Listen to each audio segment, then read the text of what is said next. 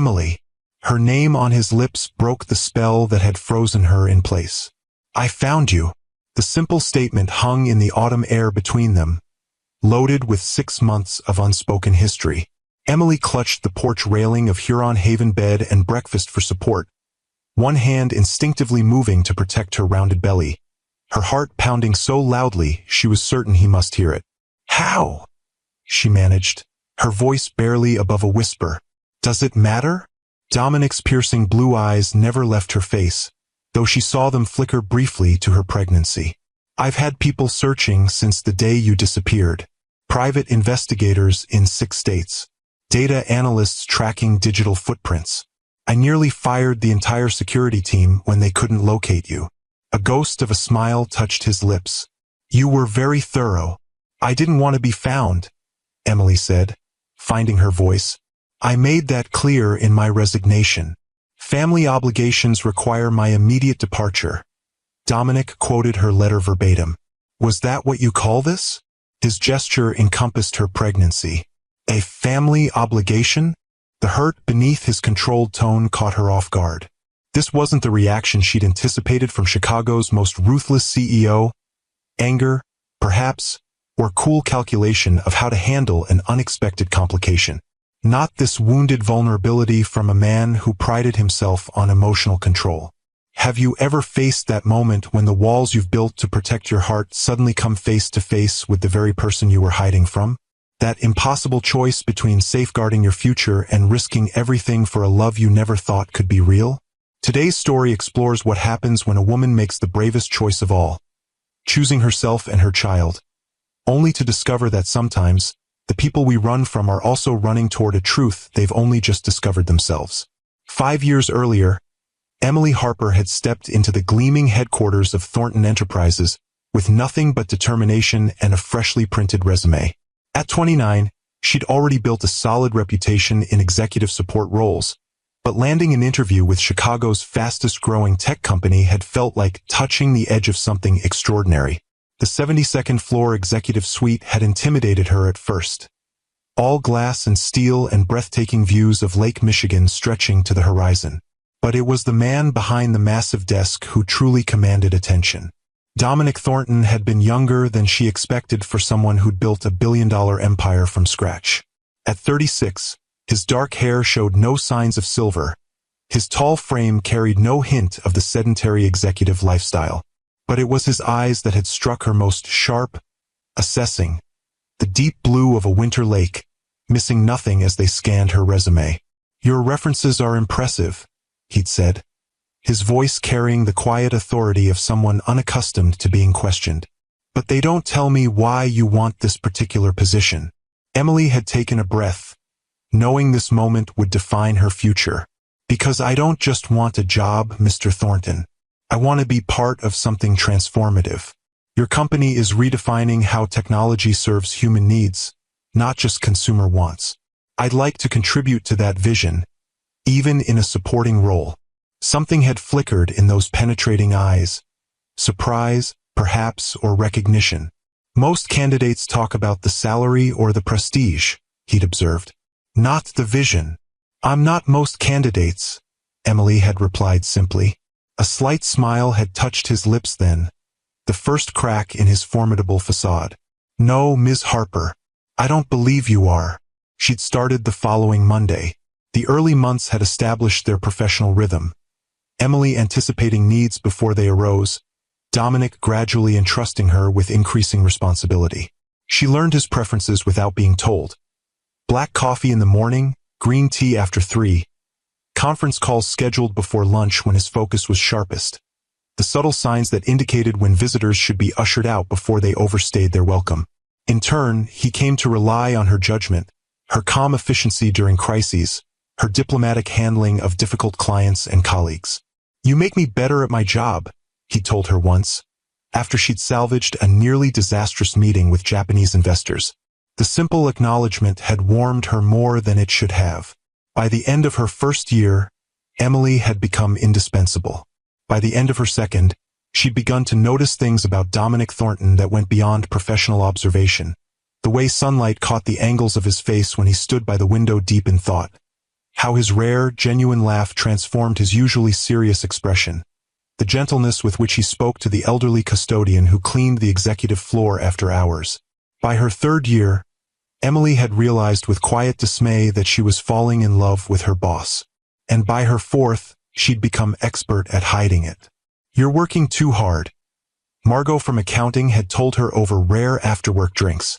5 years of 60-hour weeks for a man who probably doesn't even know your middle name. Emily had smiled, not bothering to correct her. Dominic did know her middle name, Catherine, after her grandmother. Just as she knew he visited his mother's grave on the first Sunday of every month, always alone.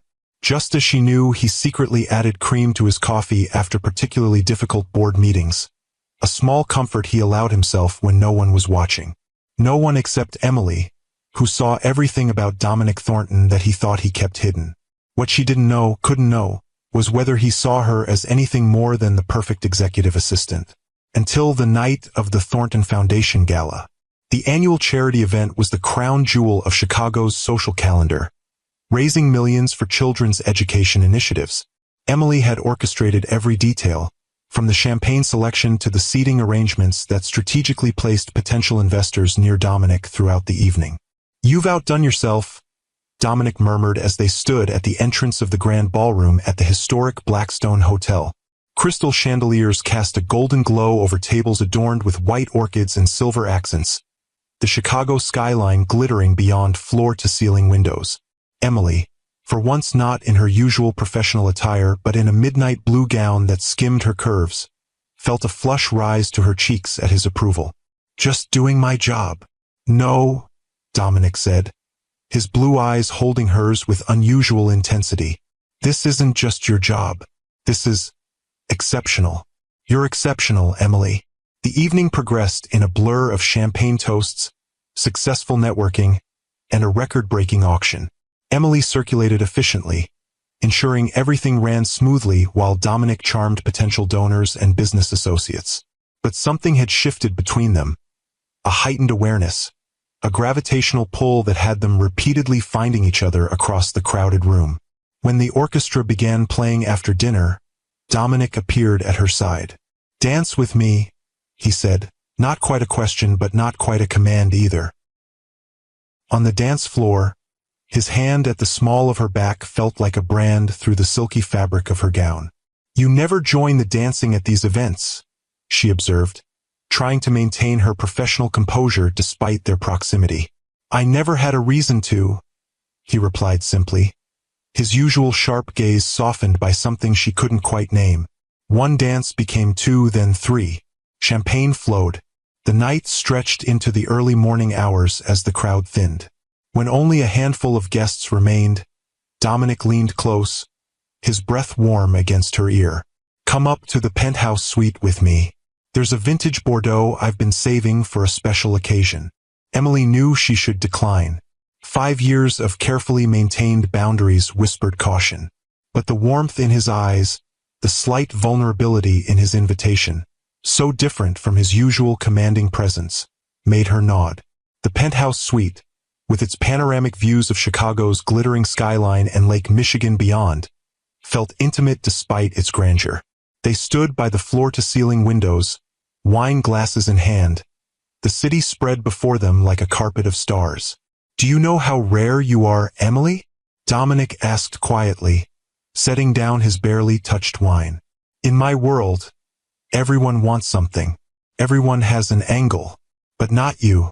You're real." "I want things too," she admitted, her voice barely above a whisper. "Tell me," he urged, stepping closer. "What does Emily Harper want?" The truth spilled out before she could stop it. "You. I've wanted you for so long." The confession hung between them for one breathless moment before Dominic closed the distance, his lips finding hers with a hunger that suggested he'd been holding back for just as long. The kiss deepened, years of unspoken longing transforming into a passion neither could contain. That night changed everything. In the luxurious king-sized bed, with the city lights casting a soft glow through the windows, Dominic showed a tenderness that contradicted his ruthless business reputation. His hands, usually occupied with signing contracts worth millions, traced her curves with reverent care. His voice, accustomed to issuing commands in boardrooms, whispered her name like a prayer. For those precious hours, the walls he'd built around himself crumbled, revealing the man beneath the power. Passionate, attentive, almost vulnerable in his desire for her. And Emily, who had loved him silently for years, gave herself completely to the connection she'd thought would never be possible. Morning brought reality crashing back. Emily woke to find Dominic already dressed in a fresh suit, taking a business call by the window, his voice once again the clipped, authoritative tone of the CEO. When he noticed she was awake, he ended the call and approached the bed, his expression unreadable. "I have to fly to New York for an emergency board meeting," he said, checking his watch. "The jet's waiting. We'll talk when I get back tomorrow." Before she could respond, he leaned down and kissed her. Briefly, but with an intensity that suggested the night hadn't been just a momentary lapse in judgment. Then he was gone, leaving Emily alone with rumpled sheets and uncertainty. If you've ever had to choose between protecting your heart and taking a chance on love, hit that like button and join our community of strong women who understand life's complicated choices. The next 6 weeks passed in a confusing blur. Dominic returned from New York only to immediately depart for Tokyo, then London, then Dubai, a whirlwind of international deals that kept him away from Chicago for all but a few scattered days. During those brief windows, their professional relationship remained outwardly unchanged, but private moments in his office or the back of his town car were filled with passionate encounters that left Emily increasingly convinced that what they shared was more than physical attraction. Yet they never spoke about what was happening between them, never defined the relationship or discussed a future. The words "I love you" remained unspoken, though Emily felt them building inside her with each passing day. Then came the morning sickness. At first, Emily attributed the nausea to stress, to the long hours and emotional complexity of her situation with Dominic. But when her typically clockwork regular cycle failed to appear for the second month, she could no longer deny the possibility. The pregnancy test, taken in the pristine bathroom of her modest Lincoln Park apartment, confirmed what her body had been trying to tell her. 2 pink lines, unmistakable and life-altering. Emily sat on the edge of her bathtub, the plastic test still in her trembling hand, and tried to imagine telling Dominic. The timing couldn't be worse. Thornton Enterprises was in the middle of its largest acquisition to date, absorbing a rival tech company in a move that had the business world buzzing and Dominic working around the clock. His focus was absolute, his stress levels palpable. And beyond the immediate circumstances, there was the fundamental question of what she meant to him. Was she a convenient companion, a trusted assistant who had become a satisfying physical relationship? Or was there something deeper that he hadn't yet expressed? The memory of a conversation from years ago surfaced with painful clarity. They had been working late, reviewing quarterly reports, when news broke of a competitor's divorce. "That's why I'll never marry," Dominic had said dismissively, barely looking up from the spreadsheets. "Children, family, they're distractions I can't afford. My company is my legacy." At the time, Emily had filed the comment away as one of many insights into her enigmatic boss. Now, those casual words took on devastating significance. For 3 days, she wrestled with her decision, cycling through scenarios, imagining Dominic's reaction. Would he see the baby as an unwelcome complication in his high-powered life? Would he accept it? Or would he simply arrange a discreet solution to the problem, complete with an NDA and a generous settlement? None of these possibilities aligned with what Emily needed for herself and her child. She wanted a baby born from love, not obligation. She wanted a partner who chose her, not circumstances that forced his hand. On the 4th day, Emily made her decision. With shaking hands, she typed her resignation letter, citing family obligations that required her immediate departure. She emptied her modest savings account, erased her digital footprint as thoroughly as possible, and booked a one-way ticket to northern Michigan. To Oscoda, the small lakeside town where her mother's sister, Aunt Clara, ran a charming bed and breakfast on the shores of Lake Huron. The one place Emily had always felt at peace during childhood summers. The one place, she hoped, where she could build a new life for herself and her child, far from the complications of Chicago and the man who held her heart but might never truly be hers. The morning of her departure, Emily placed her resignation letter and company key card on Dominic's desk before dawn. Knowing he wouldn't arrive for hours, she allowed herself one moment of weakness, touching the sleek surface of his desk, remembering the night he'd swept the papers aside and laid her across it. His eyes dark with desire as he whispered how long he'd wanted to do exactly that. "Goodbye, Dominic," she whispered to the empty office, one hand instinctively moving to her still flat stomach. "I'm sorry." Then she walked out of Thornton Enterprises for the last time, tears blurring her vision as the elevator descended 72 floors to the lobby, carrying her away from the life she'd known and the man she couldn't stop loving. Oscoda, Michigan welcomed Emily with open arms and no questions. Aunt Clara, a vibrant widow in her 60s with silver-streaked auburn hair and the same kind hazel eyes as Emily's mother, simply hugged her niece tightly when she appeared on the doorstep of Huron Haven bed and breakfast, suitcase in hand. "You're staying as long as you need?" Clara declared, leading Emily to the cozy blue bedroom overlooking the lake, the same room she'd occupied during childhood summers. No arguments. The first night, over homemade chicken soup in Clara's warm kitchen, Emily shared her situation. The pregnancy, her feelings for Dominic, her fear of becoming an obligation to a man whose life plan had never included family. Clara listened without judgment, her weathered hands wrapped around a mug of tea. "You've always had good instincts, Emmy," she said finally, using the childhood nickname that no one else ever used. "If you felt you needed to leave, I trust that. But remember, running from pain often just means delaying it." "I'm not running from pain," Emily insisted. "I'm protecting my baby from becoming a corporate inconvenience." Clara's gaze was gentle but knowing.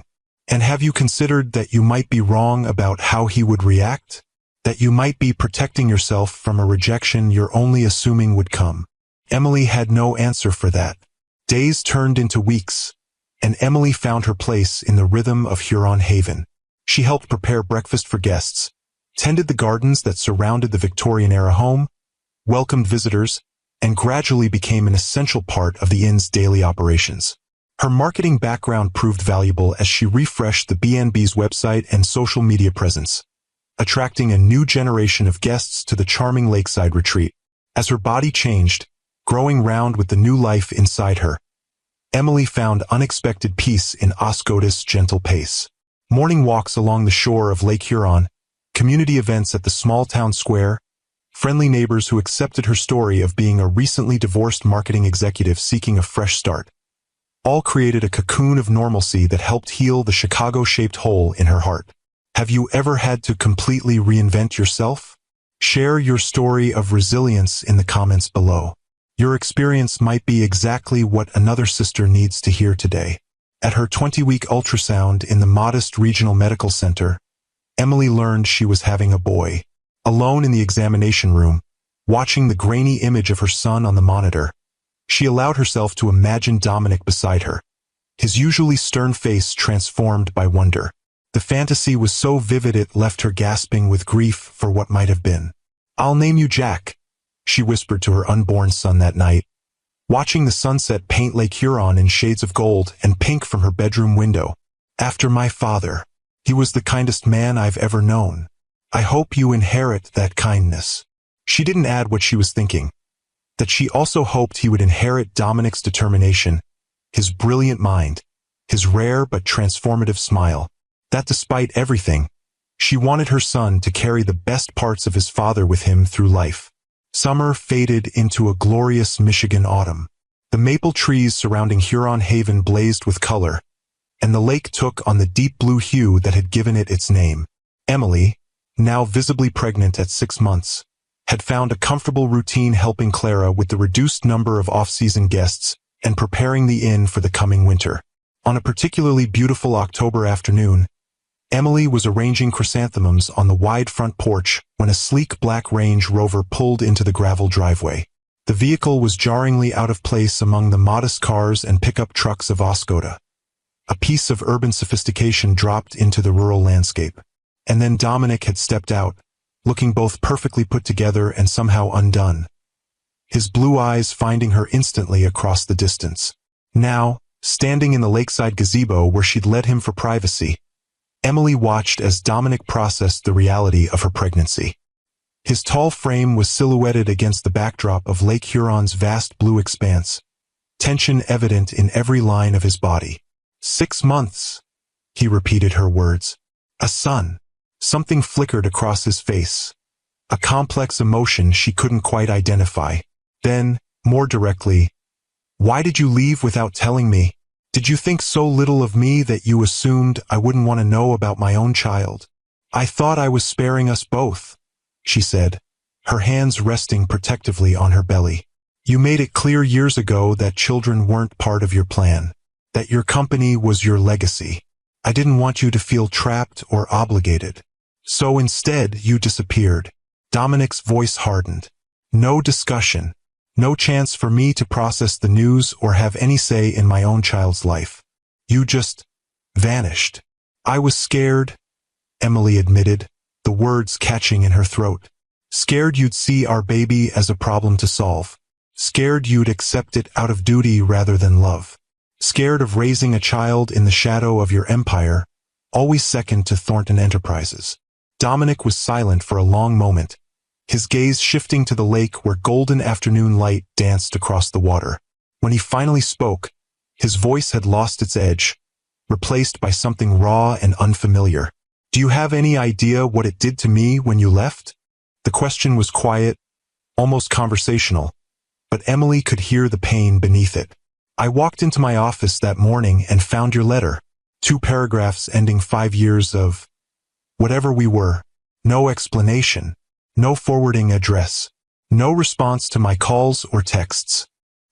He turned to face her fully, and Emily was shocked to see his composed facade cracking, revealing the turmoil beneath. I thought something had happened to you at first, that you were in trouble or being coerced. I had security check your apartment. It was empty, like you'd never existed. His voice cracked slightly. Do you know what that feels like? To have someone who's been part of your daily life for 5 years simply disappear. Emily hadn't allowed herself to imagine his reaction, had convinced herself he would simply replace her, professionally and personally, and continue building his empire without missing a step. I'm sorry for how I left, she said softly, but not for why. I needed to protect myself and my baby from becoming an obligation to you. An obligation. Dominic repeated the word like it tasted bitter. Is that all you thought you were to me? An obligation.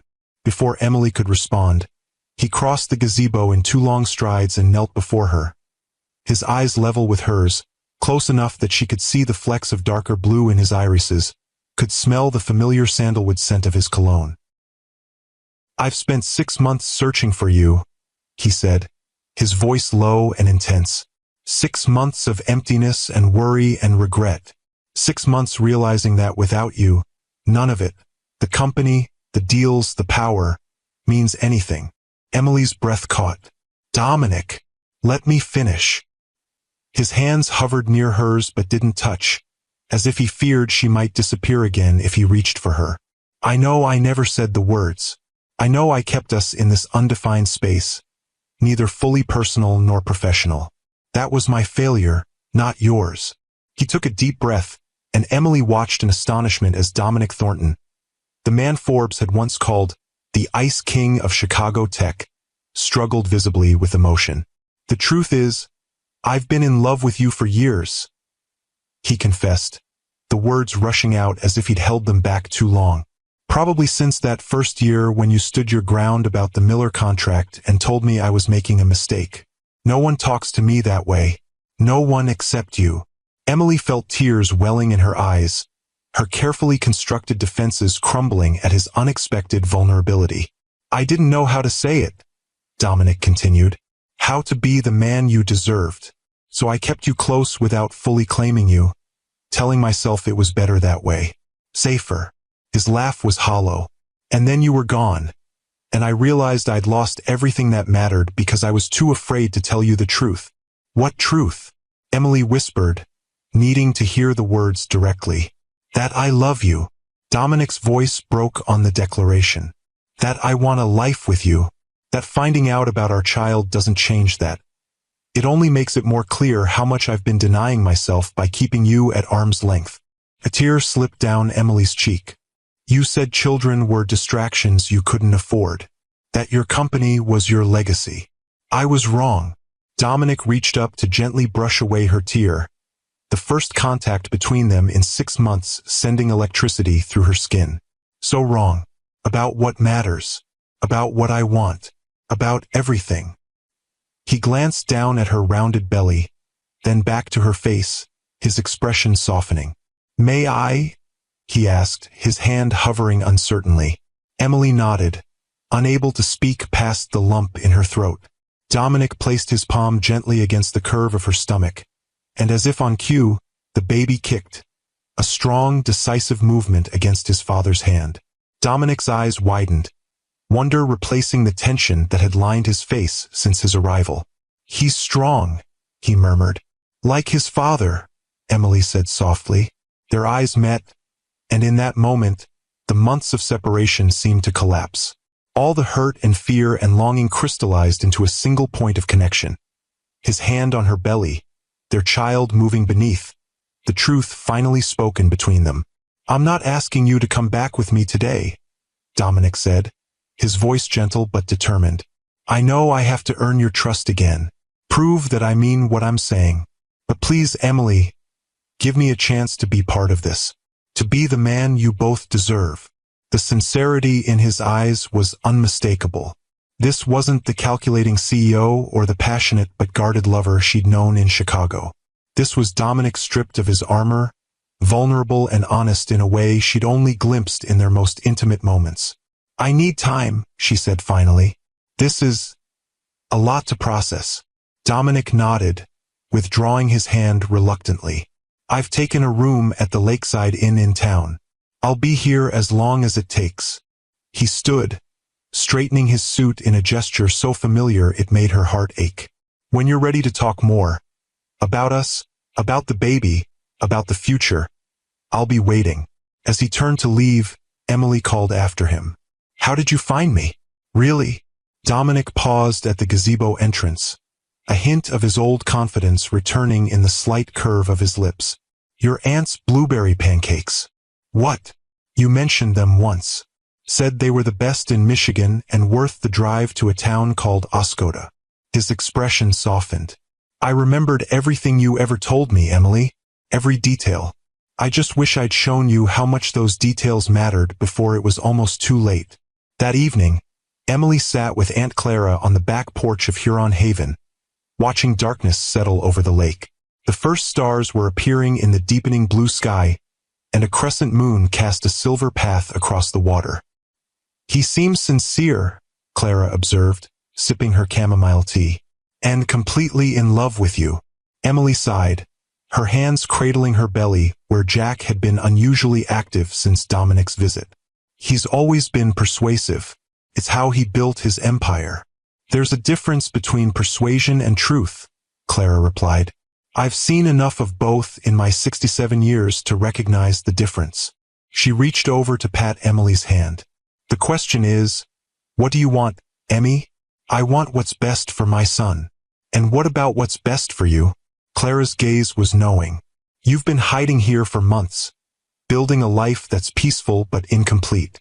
I see how you look out at the lake sometimes, lost in thoughts of what you left behind." Emily couldn't deny it. Despite the tranquility she'd found in Oscoda, despite the community that had embraced her, there had been moments, many moments, when she'd ached for what she'd left in Chicago, for who she'd left. "I'm afraid," she admitted, "afraid of believing him, of going back, of being hurt again." "Love always involves risk," Clara said simply.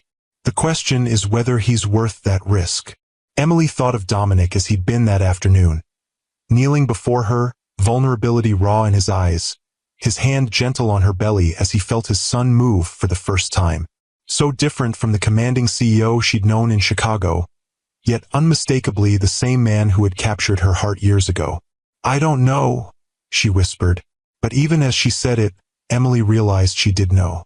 Had perhaps always known, from the moment she saw him standing in the driveway of Huron Haven, looking both out of place and utterly determined. The next morning, after a restless night filled with dreams of Chicago skyscrapers and Lake Michigan sunsets, Emily walked into town. The small lakeside inn where Dominic was staying sat at the edge of Oscoda's Main Street, its white clapboard exterior and blue shutters quintessentially Michigan. She found him on the inn's back deck, laptop open on the table before him, phone pressed to his ear as he gazed out at Lake Huron. Even here, hundreds of miles from his corporate headquarters, Dominic Thornton was clearly still running his empire. Some things didn't change, but as he caught sight of her, other things did change, immediately and visibly. He ended his call mid-sentence, set down his phone, and stood, his attention completely redirected. The CEO vanished, replaced by the man who had knelt before her in the gazebo the previous day. Emily. Her name on his lips held a warmth she'd missed more than she'd allowed herself to acknowledge. "I wasn't sure you'd come." "Neither was I," she admitted, joining him at the railing overlooking the water. "But we need to talk. Really talk. About what happens next." Dominic nodded, closing his laptop without a second glance. "Whatever you want to discuss. I'm listening." The simple statement, "I'm listening," from a man who typically dominated every conversation struck Emily as significant. Perhaps he had changed or was trying to. "If I came back to Chicago with you," she began carefully, "what would that look like? Practically speaking." Hope flashed across his face before he controlled his expression. "However you want it to look. You could have your own place if you prefer independence. Or," he hesitated, then continued with uncharacteristic uncertainty, "you could stay with me, not as an obligation or arrangement, but because I want you there. Because I've missed you every day for 6 months. And the baby?" Emily pressed. "How does Jack fit into your vision?" "Jack." Dominic repeated the name, a smile touching his lips. "You're naming him after your father." "Yes. It's a good name." Dominic's gaze was steady, sincere. "As for how he fits into my vision, he is my vision, Emily. He and you. I know that sounds like a line, like something I'd say to close a deal, but it's the truth. These months without you have shown me what matters, what I can't live without." "Your company has always been your priority," Emily reminded him. 18-hour days, international travel, constant crisis management. That doesn't leave much room for 3 a.m. feedings and pediatrician appointments. "Then my priorities will change," Dominic said simply. "The company can run without my constant presence. I've built a strong executive team. I've just been too controlling to fully utilize them." He stepped closer, not quite touching her but near enough that she could feel the warmth of his presence. "I'm not claiming I'll transform overnight into the perfect father or partner, but I'm willing to learn, to adapt, to become the man you both need." The sincerity in his voice was compelling, but Emily had spent too many years watching Dominic Thornton in action to accept words alone, no matter how heartfelt. "I need more than promises," she said quietly. "I need to see that you can actually make these changes. That when reality sets in, the sleepless nights, the messy complications of having a newborn, you won't retreat back to the safety of your corporate world." Dominic was silent for a moment, considering her words. Then, "Come back with me," he said, his voice low and urgent. "Not permanently, not yet, just until the baby comes. Let me show you that I can be more than the man you left behind. If I fail, if I can't be what you and Jack need, you can return to Oscoda, and I won't contest your decision." The proposal hung between them, unexpected and strangely reasonable. A trial period. A chance for Dominic to prove himself without Emily having to fully commit to a future she wasn't certain of. "And if I do come back temporarily," she asked, "what about my job? My position has surely been filled by now." "It has," Dominic acknowledged. "But that's not what I'm asking. I'm not offering you your old life back, Emily. I'm asking for the chance to build a new one with you. One where we're equals, partners in every sense." Emily studied his face, searching for any sign of the calculation or manipulation she'd seen him employ in countless business situations. Instead, she found only openness, vulnerability, and a hope so raw it was almost painful to witness. "I need to think about it," she said finally. "To talk to Aunt Clara. This isn't just about me anymore." "Of course." Dominic nodded, respecting her need for space. "I'll be here when you decide, however long it takes."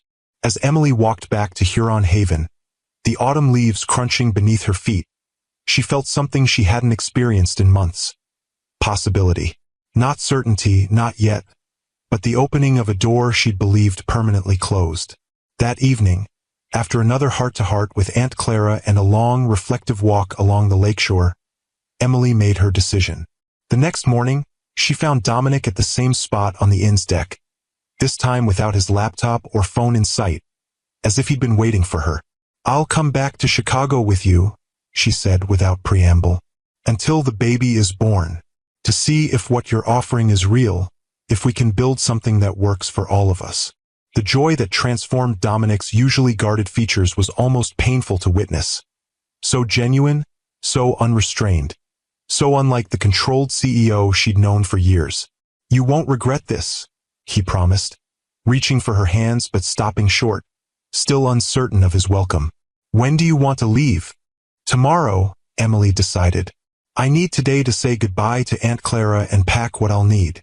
Dominic nodded, finally allowing himself to take her hands in his. The contact sent a familiar warmth through her, a connection she'd missed more than she'd admitted to herself. "Tomorrow, then," he agreed. "We'll drive back together." If you believe people can truly change when love is powerful enough, subscribe to Timeless Love Tales with Mr. Harrison for more stories that remind us of love's transformative power. The following morning dawned clear and crisp, the kind of perfect fall day that showcased northern Michigan at its most beautiful. Aunt Clara hugged Emily fiercely on the porch of Huron Haven, then surprised Dominic by embracing him as well. "Take care of them both," she instructed, her tone leaving no room for argument. "And bring them back to visit. This is part of Jack's heritage too." "I will," Dominic promised, and Emily believed him. The drive back to Chicago took them south along Lake Michigan's scenic coastline, the vast blue expanse of water accompanying them like a constant companion. In the comfortable interior of Dominic's Range Rover, with miles of highway stretching before them, they began the process of truly talking about the past, about what had gone wrong, about their fears and hopes for the future. "I should have told you how I felt years ago," Dominic admitted as they crossed from Michigan into Indiana, the skyline of Chicago visible in the distance. "I kept thinking there would be a perfect moment, that I needed to have everything in place first. And I should have been brave enough to ask for what I needed," Emily replied, "instead of assuming you couldn't or wouldn't give it."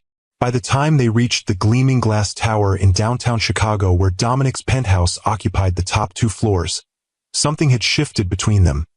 A tentative bridge being rebuilt across the chasm of misunderstanding and separation. The penthouse itself took Emily's breath away. She'd never been to Dominic's home during their time together in Chicago. Their relationship had existed in hotel suites, in his office after hours, in carefully controlled environments that maintained the separation between his personal and professional lives. Now, stepping into the vast open-concept living area with its floor-to-ceiling windows overlooking Lake Michigan, Emily glimpsed a side of Dominic she'd never fully seen. The space was surprisingly warm despite its modern architecture. Comfortable leather sofas, bookshelves filled with well-read volumes, even framed photographs on side tables. "It's not what I expected," she admitted, running her hand along a bookshelf. "It feels like a home, not just a showcase." "What did you expect?" Dominic asked, setting down her suitcase. "Chrome and glass. Minimalist furniture that looks impressive but feels uncomfortable. A place designed to impress visitors rather than welcome them." A shadow crossed his face. "That was my first penthouse. The one I bought when Thornton Enterprises went public. All steel and leather and ego." He gestured around them. "I moved here 3 years ago. Wanted something that felt more like..." "Like what?" Emily prompted when he hesitated. "Like somewhere a family could live," he finished quietly. "Even though I told myself, told everyone, that wasn't what I wanted." The admission hung between them, revealing layers of Dominic Thornton that Emily had only glimpsed in their years together. "The guest room is through here," he said, leading her down a hallway. "Or there's the master suite if you'd prefer. I can take the guest room." "The guest room is fine for me," Emily assured him, touched by his consideration. Dominic opened the door to reveal a spacious bedroom with its own sitting area and bathroom, decorated in soothing blues and creams. "I'll let you get settled. There's a housekeeper who comes 3 times a week, but otherwise we'll have privacy.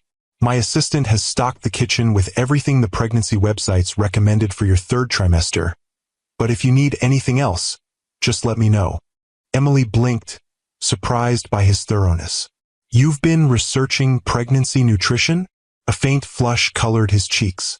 "I've been researching everything. Pregnancy, childbirth, infant development, parenting philosophies. I have a lot of catching up to do." The image of Dominic Thornton, tech billionaire and corporate shark, poring over pregnancy websites and parenting books was so unexpected that Emily couldn't suppress a smile. "Thank you for trying. I meant what I said in Oscoda, Emily. I want to be the man you both deserve." His blue eyes held hers, earnest in a way she'd rarely seen. "I just need you to show me how." The weeks that followed established a new rhythm between them, tentative at first, then increasingly comfortable. Dominic surprised Emily by actually implementing the changes he'd promised. He delegated more responsibility to his executive team, limited his travel to day trips when possible, and established firm boundaries around his working hours. Most shocking of all, he began cooking. "I didn't know you could cook," Emily said the first time she entered the kitchen to find him preparing grilled salmon and roasted vegetables, sleeves rolled up, tie discarded. "I couldn't," he admitted, carefully turning the fish. "But apparently there are these things called cooking classes and YouTube tutorials. Turns out running a company isn't so different from following a recipe. Attention to detail, proper timing, quality ingredients." Emily leaned against the counter, watching this new version of Dominic with fascination.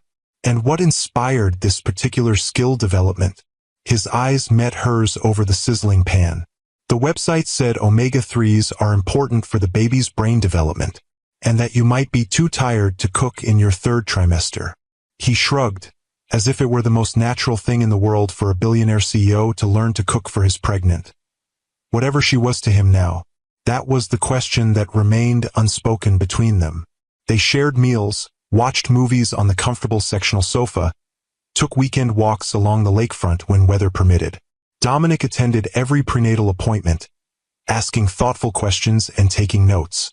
He transformed the second guest bedroom into a nursery, consulting Emily on every decision from the crib selection to the color of the walls. But they maintained separate bedrooms, separate spaces. The physical intimacy that had characterized their brief relationship before Emily's departure remained on hold, replaced by a different kind of intimacy. One built on conversation, on shared anticipation of their son's arrival, on the gradual rebuilding of trust. At night, lying in her comfortable guest room bed, Emily often found herself wondering what Dominic was thinking in his room down the hall. Whether he too lay awake remembering the passion they'd once shared. Whether he regretted the boundaries she'd established upon her return to Chicago. But he never pushed, never pressured. He seemed content to follow her lead, to prove through consistent action rather than words that his transformation was genuine. "You've changed him," observed Vanessa Chen, Thornton Enterprises' chief financial officer, when Emily accompanied Dominic to a company holiday party in December. At 8 months pregnant, Emily had been reluctant to attend, but Dominic had wanted to introduce her to his executive team, not as his former assistant, but as the mother of his child and the woman in his life. "I'm not sure anyone can really change Dominic Thornton," Emily replied, watching as he chatted with board members across the elegantly decorated rooftop venue, his hand occasionally checking his phone where they'd installed a contraction timing app, just in case. Vanessa laughed. 6 months ago, he would have been working the room like a politician, mentally ranking every conversation by its potential value to the company. Tonight, he's checked his watch 4 times in 20 minutes, and I'm pretty sure he's calculating the fastest route to the hospital from here. Emily smiled, following Vanessa's gaze to where Dominic was now clearly wrapping up his conversation. his body language signaling his intention to return to her side. "He's trying," she acknowledged. "More than trying," Vanessa said. "In the decade I've known him, I've never seen him delegate authority the way he has these past months. He's actually taking weekends off. The man who once told me sleep was for the mediocre is leaving the office by 6 most nights."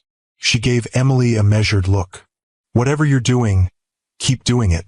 It's not just good for him, it's good for the company."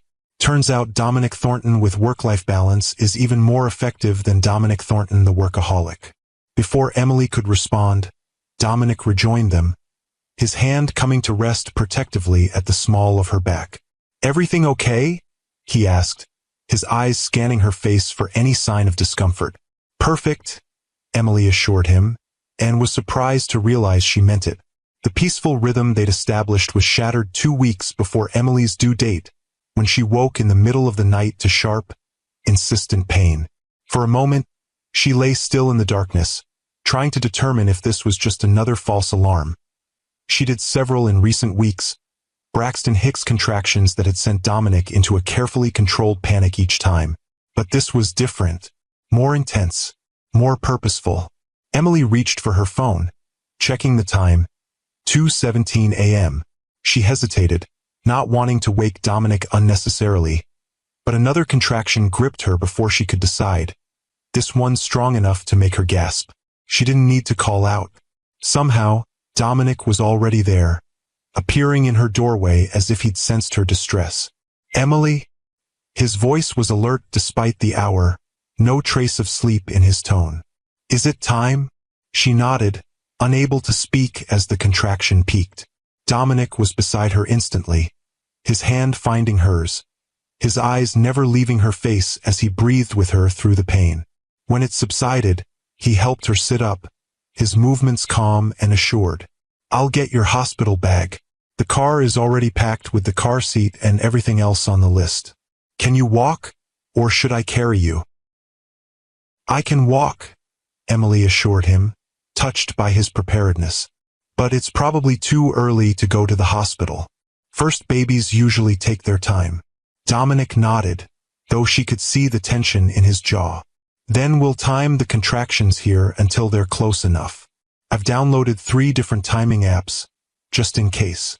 Despite her discomfort, Emily smiled. "Of course you have." The next few hours passed in a blur of increasing pain and decreasing intervals between contractions. Dominic remained steadfast beside her, timing each wave meticulously, offering water, applying counterpressure to her lower back, never once checking his phone for work messages or showing impatience with the process. By dawn, the contractions were coming 5 minutes apart, and Emily's resolve to labor at home was wavering. "I think it's time," she admitted as another contraction released its grip. Dominic didn't need to be told twice. Within minutes, he had her settled in the Range Rover, the heat adjusted to her preference, a pillow position to support her back. As they pulled out of the underground garage, fat snowflakes began falling from the dark January sky. "Perfect timing," Emily murmured, watching the snow swirl in the headlights. A Chicago blizzard for Jack's arrival. Dominic's hand found hers across the console. "He's already taking after me," maximizing the drama of his entrance. The joke, so unlike Dominic's usual serious demeanor, startled a laugh from Emily, which quickly transformed into a groan as another contraction built. Dominic's grip tightened, solid and reassuring until the pain receded. The normally 20-minute drive to Chicago Memorial took nearly 40 in the worsening storm, but Dominic navigated the slippery streets with the same focused precision he brought to everything.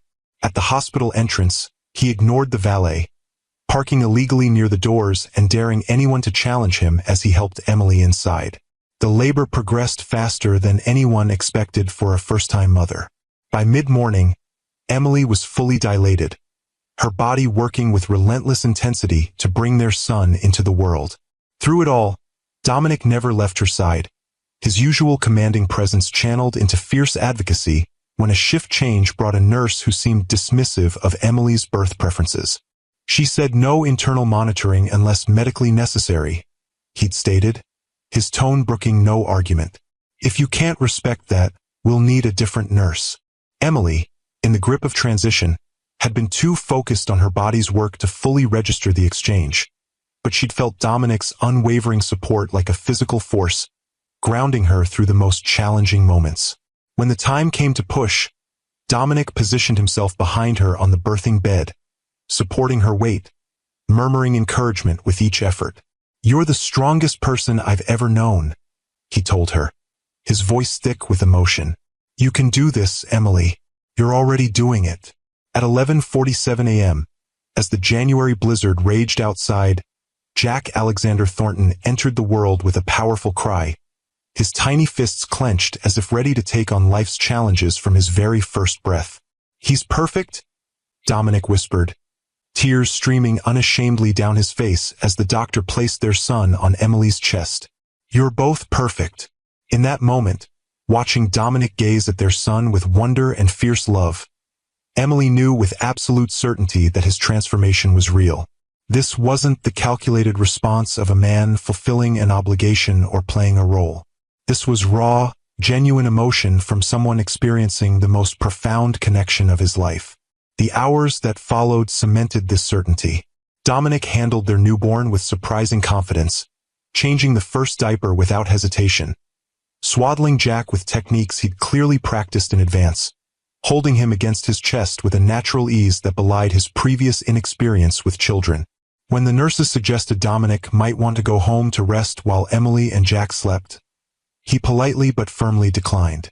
"My place is here," he said simply, settling into the uncomfortable recliner beside Emily's hospital bed. "With my family." The word family, spoken without qualification or hesitation, brought fresh tears to Emily's eyes.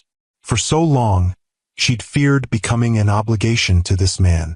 Now, watching him cradle their son with such tenderness, she realized how profoundly she'd underestimated his capacity for love and commitment when given the chance to embrace them. They brought Jack home 3 days later to a penthouse transformed by Dominic's meticulous preparation. The nursery was fully stocked with everything they could possibly need, but Dominic had also set up a bassinet in the master bedroom. Their bedroom now, as Emily had quietly moved her things there the morning they left for the hospital, a decision that felt as natural as breathing. The early weeks of parenthood tested them both in ways neither could have anticipated. Jack was a healthy but demanding newborn, with strong opinions about sleep, against it, and feeding schedules, irrelevant to his needs. Night blended into day in an exhausting cycle of feedings, diaper changes, and brief moments of rest. Through it all, Dominic remained steadfast. He took paternity leave, shocking the business world and delighting his executive team, who saw it as further evidence of his evolving leadership style. He handled night feedings with formula so Emily could get stretches of sleep between nursing sessions. He fielded calls from board members while wearing Jack in a carrier, the powerful CEO bouncing gently to soothe his son, even as he discussed quarterly projections. "You don't have to do all this," Emily told him one evening, finding him in the nursery gently rocking a fussy Jack while reviewing contracts on his tablet. "You could have an assistant handle some of it. Or a night nurse." Dominic looked up, his expression serious. "I don't want to miss a moment. Not after everything I almost lost." He glanced down at their son, now quieting against his chest.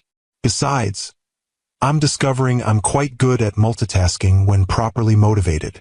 As winter melted into spring, they established a new normal.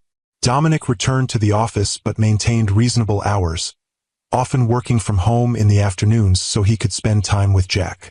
Emily began consulting remotely for select clients, using her marketing expertise while maintaining the flexibility to prioritize their son.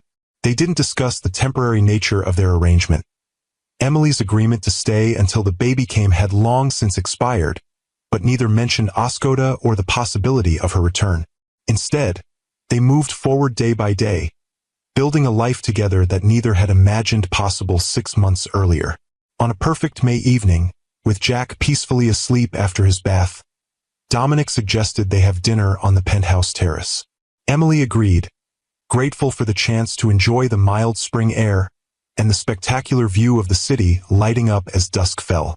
She emerged from the bedroom to find the terrace transformed. Twinkling lights had been strung overhead, creating a canopy of stars. A small table was set with fine china and crystal, a bottle of champagne chilling beside it.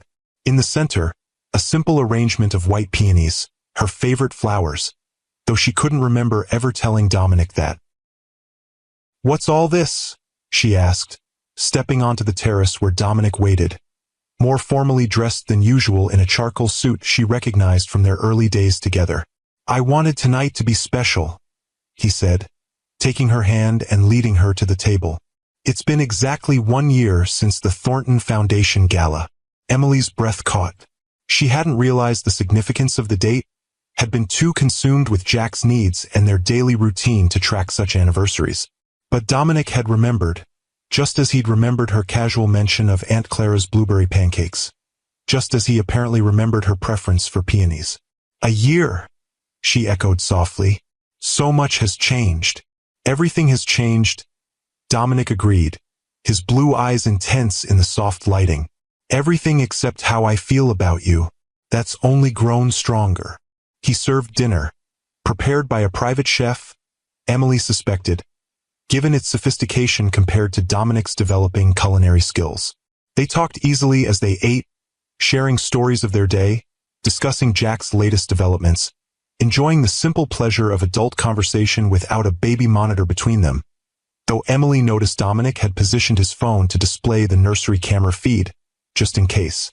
As they finished dessert, a perfect chocolate souffle that reminded Emily of their first night together, Dominic reached across the table for her hand. "I had a whole speech prepared," he said, his voice uncharacteristically nervous, "about how you changed my life, about how Jack completed something I didn't even know was missing, about how these past months have been the happiest I've ever known, despite the sleepless nights and the challenges." Emily's heart began to race as Dominic stood, still holding her hand, and then, in a gesture she'd never imagined from this proud, powerful man, knelt beside her chair.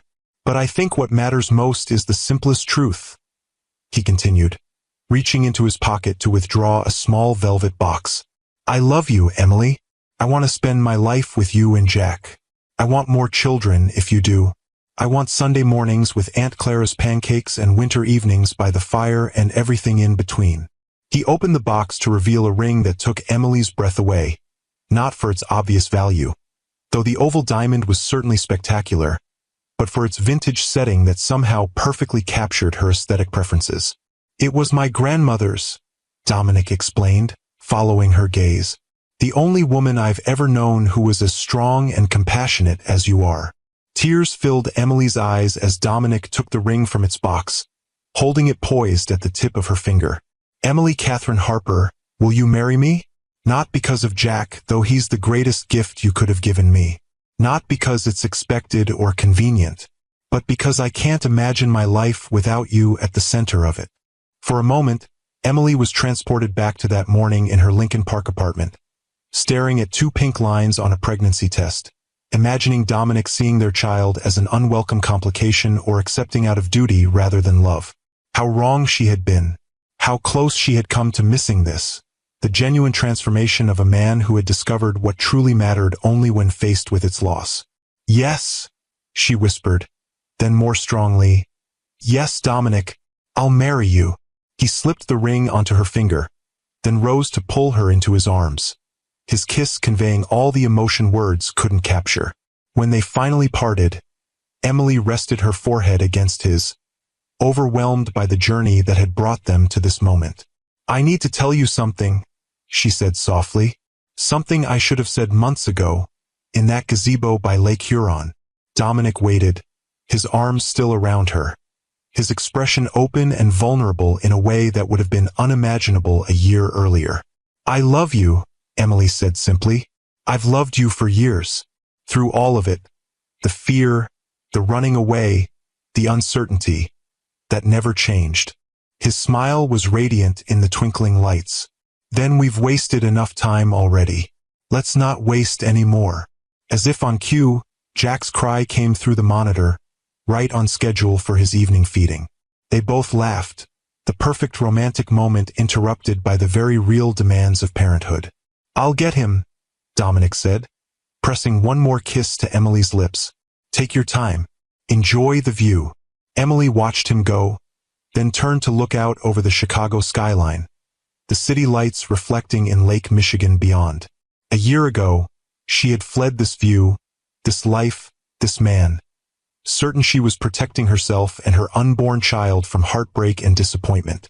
Now, with Dominic's grandmother's ring catching the light on her finger and their son's cries quieting as his father comforted him, Emily understood that sometimes the greatest risk was not in staying, but in running away from the possibility of love. This story reminds us that true strength isn't found in walls we build, but in the courage to be vulnerable. Tag a friend who needs this reminder, and join our community of women who believe in second chances and the power of authentic love. 1 year later, on a perfect June afternoon, Emily stood in the garden of Huron Haven Bed and Breakfast, surrounded by wildflowers and the gentle sound of Lake Huron lapping at the shore. Aunt Clara had insisted they hold the wedding here, where your journey together truly began, she'd said, and neither Emily nor Dominic had wanted to argue. In the end, they'd compromised. A small, intimate ceremony in Oscoda, followed by a lavish reception in Chicago for Dominic's business associates and the wider social circle they now shared. The best of both worlds, just as their life together had become. Emily smoothed the silk of her simple but elegant gown, designed to complement rather than compete with the natural beauty of the lakeside setting. Through the window of the upstairs bedroom where she was preparing, she could see guests gathering on the lawn, Dominic's executive team mingling with Oscoda locals, Chicago friends chatting with Emily's family members who had traveled from across the country. And at the center of it all, looking impossibly handsome in his tailored suit, was Dominic, their now 1-year-old son Jack perched on his hip. The sight of them together, dark heads bent in conversation, Jack's tiny hand patting his father's cheek, filled Emily's heart to overflowing. A soft knock at the door announced Aunt Clara, resplendent in a silver-blue dress that matched her eyes. "It's time, Emmy," she said, her voice thick with emotion. "Your groom is getting impatient." Emily laughed. "Some things never change. Dominic Thornton still hates to wait." "Some things do change, though," Clara observed, helping Emily with the final adjustments to her veil. "That man down there is not the same one who showed up in my driveway in a fancy car looking for you. He's better, happier, more human." "We both are," Emily acknowledged, taking her aunt's arm as they moved toward the stairs. "I never thought I could have this career, family, love. I always believed I'd have to sacrifice one for the others." "The best things in life don't require sacrifice," Clara said wisely. "They require integration and courage. You had both, even when you didn't realize it." The ceremony itself was everything Emily had dreamed but never dared hope for. Standing before their closest loved ones, with Jack toddling between them, supervised closely by Vanessa Chun, who had become a dear friend and Jack's honorary aunt, Emily and Dominic exchanged vows they had written themselves. "I promise to remember that the strongest partnerships are built on honesty, even when the truth is difficult," Dominic said, his voice steady but thick with emotion. "I promise to value your independence as much as your presence in my life. I promise to be the father our children deserve and the husband you deserve, present, engaged, and grateful for every moment we share." Emily's vows, spoken through happy tears, echoed his commitment to communication and partnership. "I promise to trust in your love, even when fear whispers doubts. I promise to see you for who you are, not who I fear you might be. I promise to build our family on a foundation of honesty, respect, and the certainty that together, we are stronger than we could ever be apart." As they sealed their promises with a kiss, cheers erupted from their assembled guests. Jack clapped his hands in delight, his father's blue eyes bright with joy in his mother's delicate features. The reception that followed was a perfect blend of elegance and warmth. Fine champagne served alongside Aunt Clara's famous blueberry tarts, classical music giving way to joyful dancing as the evening progressed. Emily and Dominic moved through it all in a bubble of happiness, never straying far from each other's side. "Happy?" Dominic asked as they swayed together for their first dance, his arms holding her close against the cooling evening air. Beyond words, Emily replied, resting her head against his chest, feeling his heartbeat strong and steady beneath her cheek.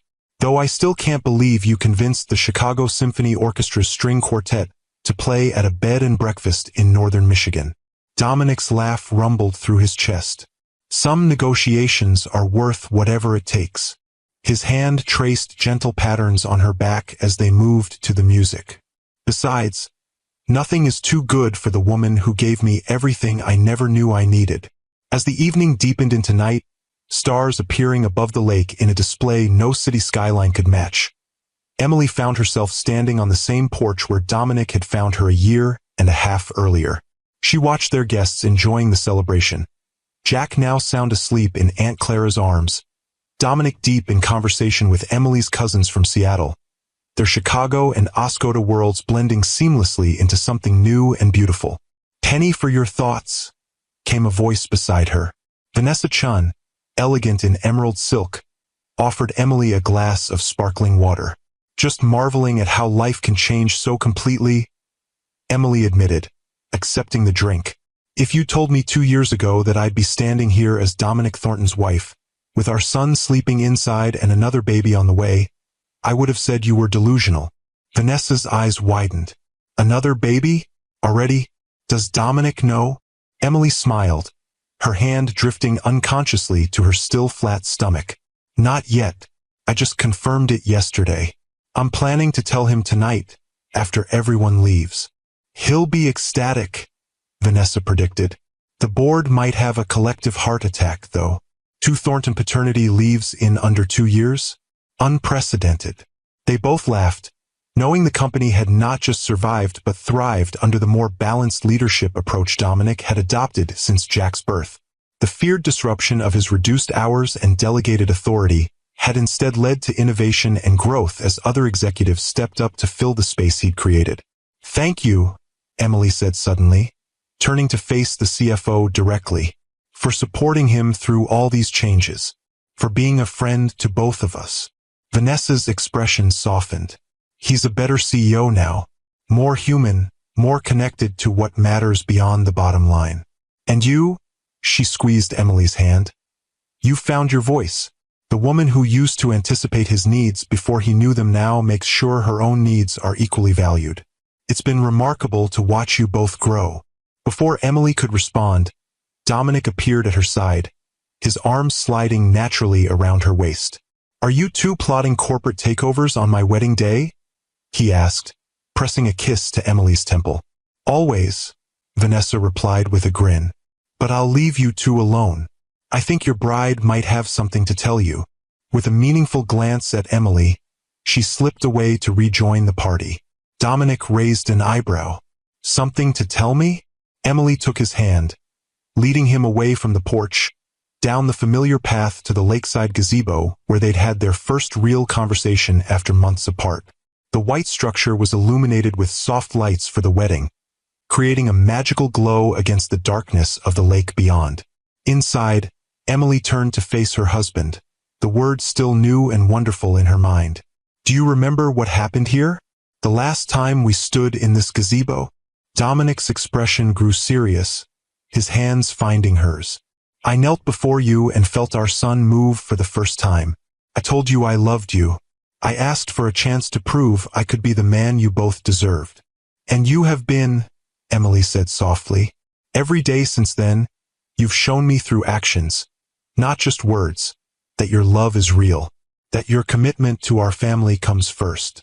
"It always will," he promised, drawing her closer. Emily took a deep breath, joy bubbling up inside her. "Our family is growing, Dominic. Jack is going to be a big brother in about 7 months." For a moment, Dominic simply stared at her, processing her words.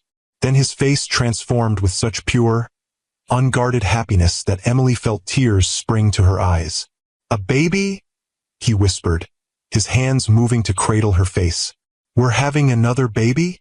Emily nodded, laughing through her tears as Dominic lifted her off her feet in a gentle but exuberant embrace, spinning her in a circle before carefully setting her down again.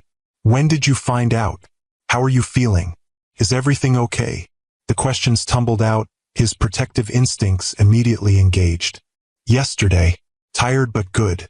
And yes, everything looks perfect, Emily answered, touched by his immediate concern for her well-being. I wanted to wait until today to tell you. A wedding gift that couldn't be wrapped. Dominic knelt before her, just as he had 18 months earlier, his hands resting reverently on her stomach. Hello, little one, he said softly. Your mom and dad already love you so much. Your big brother is going to be so excited to meet you. The tenderness in his voice, the complete absence of hesitation or concern about how another child might complicate their lives or his work, confirmed yet again how profoundly Dominic had changed, or perhaps, how he had finally allowed his true self to emerge from behind the walls of ambition and control he'd built over the years. Boy or girl, it doesn't matter, he said, rising to take Emily in his arms again.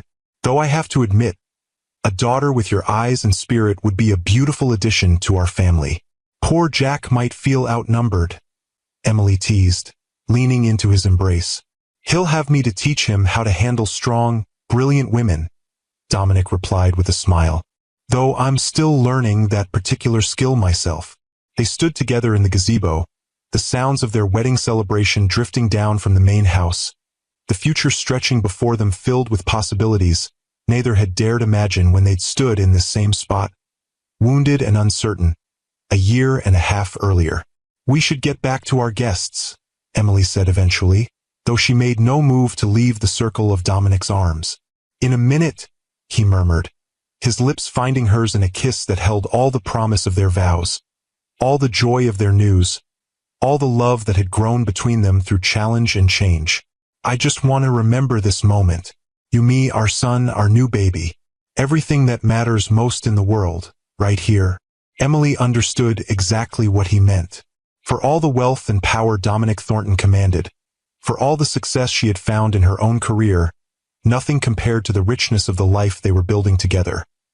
A life founded on truth, strengthened by challenge, and sustained by love that had proven itself not just in words, but in the hardest and most beautiful moments of their journey. 7 months later, on a snowy January night that echoed Jack's dramatic arrival, Charlotte Clara Thornton made her entrance into the world. A tiny, perfect daughter with her father's determination and her mother's gentle spirit. As Dominic cradled her in his arms, Jack peering curiously at his new sister from Emily's hospital bed, the circle of their family felt complete in a way that transcended any success either of them had known before.